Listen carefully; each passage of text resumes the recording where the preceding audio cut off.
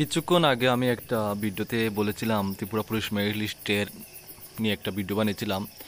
তো ভিডিওতে ক্লিয়ারলি বলে দেওয়া হয়েছে যে এই যে পিডিএফটা বা এই পেজটা একটা পেজ আমরা যে কোনো জায়গা থেকে পেয়েছি, এখনও ত্রিপুরা পুলিশের অফিসিয়াল ওয়েবসাইটে দেওয়া হয়নি, এটা দু একদিনের মধ্যে দেওয়া হতে পারে বলা হয়েছে, ক্লিয়ারলি বলা হয়েছে। তারপরেও কিছু সুশিক্ষিত কিছু ব্যক্তিগণ আছেন, কমেন্টে গেলে দেখতে পারবেন। এগুলো বিষয় নিয়ে কোনো কথা বলতে চাই না, এগুলো নেগেটিভ, এগুলোকে আমি ধরি না। যারা পজিটিভভাবে নিয়ে মানুষ আছে তারা পজিটিভভাবেই নেবে।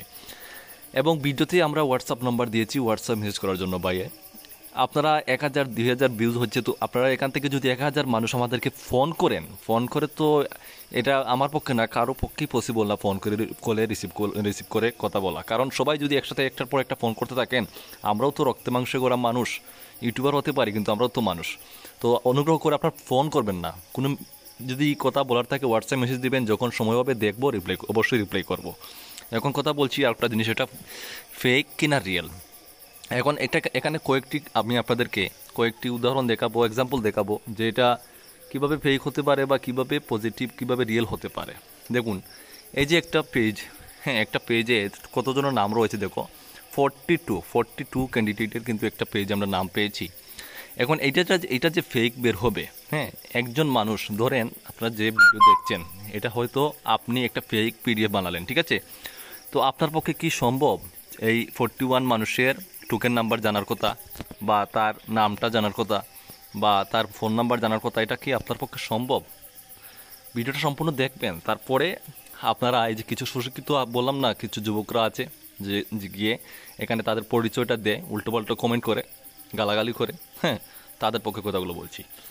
তো তুমি যে ভিডিওটা দেখছো, তোমার কি পক্ষে সম্ভব 41 জন এরকম 41 জনের টোকেন নাম্বার সহ এখানে লিস্ট করা? তোমার পক্ষে পসিবল এটা?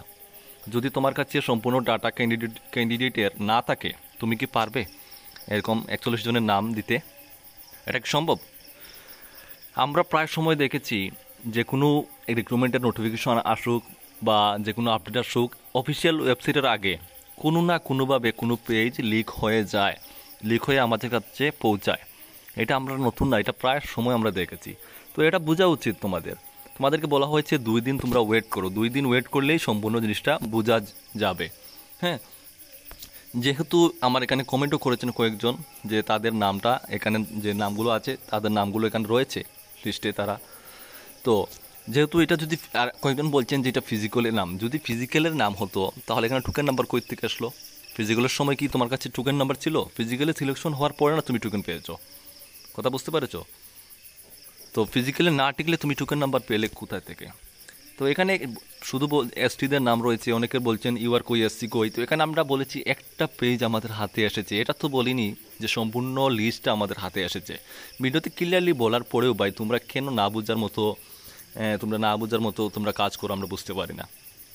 তোমাদেরকে আমরা চাই একটা আপডেট দেই তোমাদেরকে, তোমরা যেন একটা এর বিষয়ে তোমরা একটু অস্থির হও, তোমরা এটাকে একটু স্থিরভাবে নাও, তোমরা প্রিপারেশন নাও, তোমরা যেন মনটা একটু শান্তি পাও।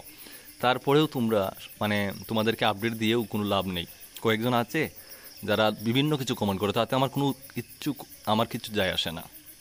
বলছি কেন, এই জন্যই বলছি, তোমরা যে বারবার কয়েকজন আছো ফেক বলে চিল্লাচিল্লি করতেছো, এখানে এটা ফেক যে তোমরা বললা, এটা তোমাদের কাছে কোনো প্রুফ আছে ফেক এটা? এটা অবশ্যই আমি তোমাদেরকে বলেছি যে 2টা দিন ওয়েট করো।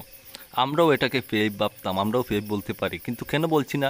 এই জন্য বলছি না, যেহেতু এখানে 41-এর নাম রয়েছে, তার সাথে টোকেন নাম্বার রয়েছে, তার সাথে ক্যান্ডিডেট নাম রয়েছে, মোবাইল নাম্বারও অনেকজনের রয়েছে। এগুলো যে কোনো একজন ব্যক্তির পক্ষে সম্ভব না এরকম টোকেন নাম্বার সহ দেওয়া। এটাই যে ফেক বানাবে, কিভাবে পসিবল? তো এটা একটু চিন্তা করবেন। তো ভিডিওটা এটাই আপনাদের জন্য বলার জন্য, আপনারা একটু শান্তি রাখুন, ধৈর্য রাখুন, এতদিন ধৈর্য রেখেছেন, পরীক্ষার জন্য প্রিপারেশন শুরু করুন। আপনার যেখান থেকে খুশি সেখান থেকে নোট নেন না নেন, এটা আপনাদের সম্পূর্ণ ব্যক্তিগত ব্যাপার। আমার কাজ আপডেট দেওয়া, আমরা কোনো আপডেট করলে আপডেট দেবো। যার ভালো লাগে দেখবে, যার ভালো লাগে না দেখবে না, আনসাবস্ক্রাইব করে ব্লক করে চলে যাবে। কিন্তু নিজের মা বাবার নামটা খারাপ করবে না উল্টোপাল্টা কমেন্ট করে, ঠিক আছে? আমাদের কাজ কীভাবে করতে হবে আমরা জানা আছে। যার ভালো লাগে, সবার যে একজন মানুষকে ভালো লাগবে তা কোনো সময় না, ঠিক আছে? আমাকে যে সবার ভালো লাগবে তা না। যাদের ভালো লাগে দেখবে, যাদের ভালো লাগে না দেখার কোনো দরকার নেই।